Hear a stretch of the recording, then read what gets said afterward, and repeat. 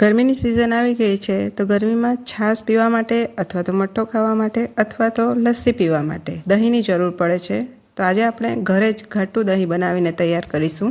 અહીં મેં 700 ml જેટલું ફૂલ ફેટ મિલ્ક લીધું છે। તમે સાદું દૂધ પણ લઈ શકો છો। 700 ml માંથી 200 ml કાઢી લીધું છે।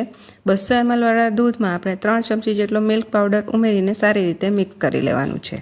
બાકીનું 500 ml દૂધને ગરમ કરવા માટે રાખ્યું હતું। દૂધ ઉકળી ગયું છે તો મિલ્ક પાવડર વાળું દૂધ એમાં ધીમે ધીમે હલાવતા જઈને મિક્સ કરી લેવાનું છે।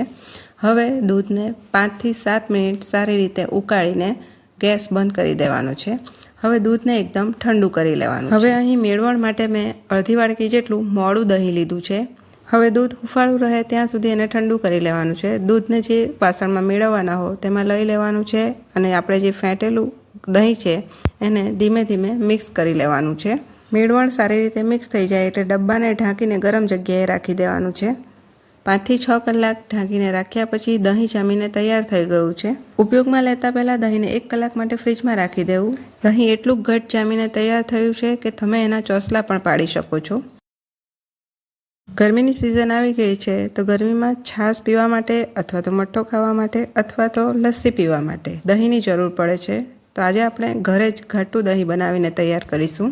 અહીં મેં 700 ml જેટલું ફૂલ ફેટ મિલ્ક લીધું છે। તમે સાદું દૂધ પણ લઈ શકો છો। 700 ml માંથી 200 ml કાઢી લીધું છે। 200 ml વાળા દૂધમાં આપણે 3 ચમચી જેટલો મિલ્ક પાવડર ઉમેરીને સારી રીતે મિક્સ કરી લેવાનું છે। બાકીનું 500 ml દૂધને ગરમ કરવા માટે રાખ્યું હતું। દૂધ ઉકળી ગયું છે તો મિલ્ક પાવડર વાળું દૂધ એમાં ધીમે ધીમે હલાવતા જઈને મિક્સ કરી લેવાનું છે। હવે દૂધને 5 થી 7 મિનિટ સારી રીતે ઉકાળીને ગેસ બંધ કરી દેવાનો છે।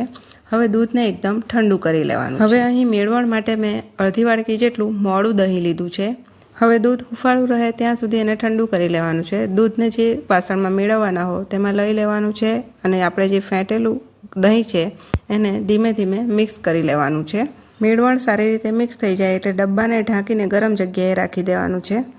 5 થી 6 કલાક ઢાંકીને રાખ્યા પછી દહીં જામીને તૈયાર થઈ ગયું છે।